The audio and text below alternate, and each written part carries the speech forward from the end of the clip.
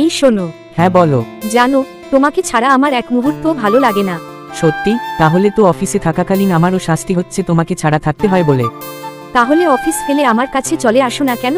যদি পারতাম তবে সারাদিন তোমার চোখের দিকে তাকিয়ে থাকতাম। আহা, এসব কথা শুনে আমার মনটা আরো গলে যাচ্ছে। বলুক না, আমি তো চাই আমার স্ত্রী আমার জন্যই বলুক। তুমি এত মিষ্টি কথা বলো কেন?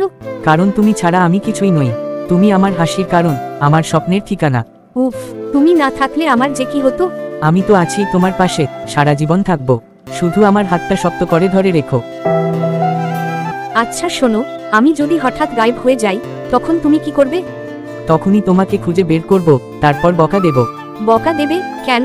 আমাকে পাগল করে কোথাও উধাও হলে তার শাস্তি দেব না নাকি তোমায়?